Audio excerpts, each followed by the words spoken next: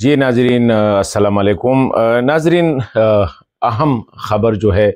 وہ یہ ہے کہ تحریک طالبان کے جو امیر ہے مفتی نور ولی محسود اس کا ایک بیان آیا ہے۔ وہ بیان کیا ہے اور اسپیشلی جو تحریک طالبان نے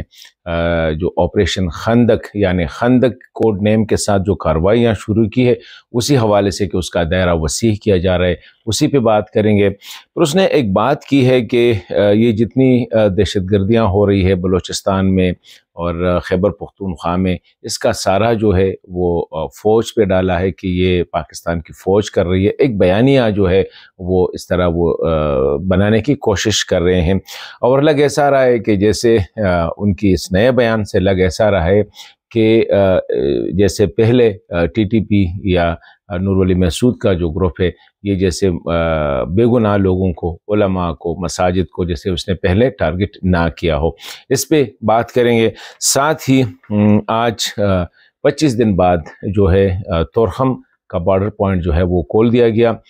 ہیوی ٹریفک کے لیے، باقی کے لیے کیا شیڈول ہے اور کب تک سیز فائر ہے اسی پہ بات کریں گے۔ تو پہلے نور ولی محسود صاحب کا ایک ویڈیو پیغام آیا ہے اور اس نے جو آپریشن خندق ہے جو کہ آپریشن بدر کے مقابلے میں ٹی ٹی پی نے لانچ کیا ہے اسی حوالے سے بات کی ہے اور یہ کہا ہے کہ اس خندق کے کارروائیوں کے تحت اب ہم ان لوگوں کو بھی ٹارگٹ کریں گے جو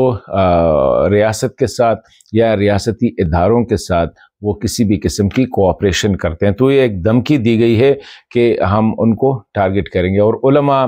اور مدارس کے حوالے سے اس نے یہ بیان دینے کی کوشش کی ہے کہ یہ کام جو ہے یہ پاکستان کی فوج کر رہی ہے۔ ابھی ایک سوال یہاں پہ یہ اٹھ رہا ہے کہ نور ولی محسود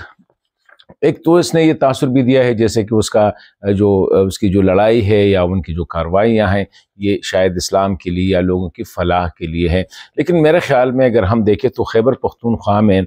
جتنی اپرائزنگ ان کی جو ٹی ٹی پی ہے یا تحریک طالبان ہے ان کے خلاف ہوئی، اگر ہم سوات سے لے کر وزیرستان تک تو ہر ضلع میں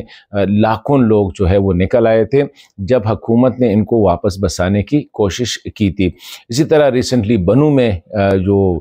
گٹ طالبان اور بیٹ طالبان کے خلاف ہوا تھا۔ اور اگر ہم کاروائیاں دیکھیں تو ابھی ریسنٹلی مفتی منیر شاکر کو کس نے ٹارگٹ کیا، حقانیہ میں حامد الحق صاحب کو کس نے ٹارگٹ کیا، اس سے 2-3 روز پہلے جو ہے مولانا عبداللہ ندیم صاحب جو کہ وزیرستان کے جے یو آئی کے صدر تھے اس کو کس نے ٹارگٹ کیا، باجوڑ میں مسجد پہ حملہ، بلکہ سب سے بڑا حملہ جو پشاور میں پولیس لائن مسجد میں ہو جس میں 100 سے زیادہ نمازی شہید ہوئے تھے، وہ حملہ کس نے کیا تھا۔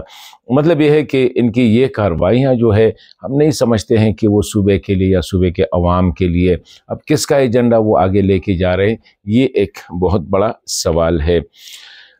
تورخم کے حوالے سے اگر بات کریں تو تورخم پوائنٹ جو ہے یہ 21 فروری کو یہ بند ہوا تھا جب افغان سائٹ پہ وہ ایک چیک پوسٹ بنانے کی کوشش کر رہے تھے اور اس پہ لڑائی شروع ہو گئی اور لڑائی یہاں تک کہ اس نے پھر ہیوی فائرنگ بھی دونوں سائٹ سے کی گئی اور یہ سلسلہ کئی دن تک چلتا رہا اور اس میں جو گاڑیاں تھی 1000-2,500 کے لگ بھگ پاکستان سائٹ پہ اور 2,500 کے لگ بھگ جو ہے وہ افغان سائٹ پہ کھڑے تھے۔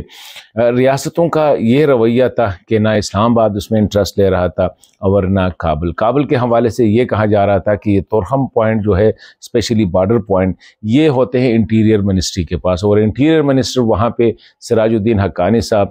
3 مہینوں سے تقریباً جو ہے لگ بھگ وہ آفس آتے نہیں ہیں، وہ انٹرسٹ لیتے نہیں ہیں کیونکہ ان کا امیر المومنین ملا ہیبت اللہ صاحب کے ساتھ ان کے جو تعلقات کے حوالے سے، اسی طرح ڈیفنس منسٹری ملا عمر یعقوب عمری صاحب جو ہے وہ بھی نہیں آ رہے تھے۔ مطلب یہ کہ کابل اور کندہار کا مسائل جو ہے وہ اتنے بڑھ چکے تھے کہ ایوری تھنگ ہر ایک چیز جو تھا وہ افغانستان میں وہ آٹو پہ چل رہا تھا۔ تو جب پاکستان کے لیے کابل میں کسی سے بات کوئی گنجائش نہیں تھی تو پھر مقامی طور پر اتنے آزاد تھے کہ مقامی کمانڈر جو ہے اس نے ٹریڈ بھی بند کیا، سب کچھ بند، اور یہ 25 دن تک رہا جس میں میں سمجھتا ہوں کہ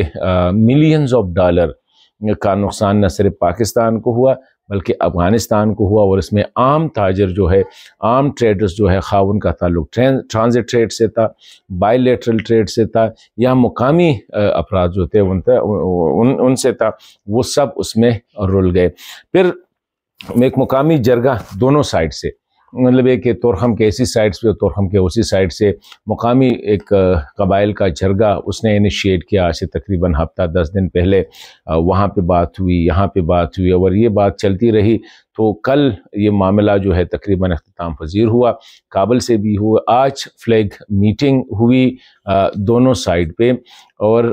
15 اپریل تک جو ہے یہ فیصلہ کیا گیا ہے کہ 15 اپریل تک مکمل سیز فائر ہوگی۔ اسی حوالے سے، اور ساتھ ہی ٹرانزٹ ٹریڈ کے حوالے سے یہ کیا کہ ٹرانزٹ ٹریڈ کی جو بڑی گاڑیاں ہیں وہ آج سے ان کا آغاز ہو چکا ہے، اور اس کے علاوہ جو دیگر ٹریڈ اور جو مسافروں کی آمد و رفت کے حوالے سے جو بات ہو رہی ہے وہ 21 مارچ سے ہوگا۔ اور آج جو ایمرجنسی پیشنٹس تھے افغان، ان کے لیے 4 سے 5 بجے تک جو ہے باقاعدہ بارڈر کھول دیا گیا تھا۔ اس کے علاوہ جو ریسٹ ٹریڈ، آمد و رفت وغیرہ، وہ باقاعدہ ان کا آغاز جو ہے وہ 21 مارچ سے کیا جائے گا۔ 15 اپریل تک جو ہے وہ سیز فائر ہوگی، اور ڈیورنگ دس ٹائم کابل اور اسلام آباد کے درمیان باقی جو مسائل ہے ٹریڈ کے حوالے سے، ٹرانزٹ ٹریڈ کے حوالے سے یا تورخم بارڈر کے حوالے سے، اس پہ بات چیت جاری رہے گی۔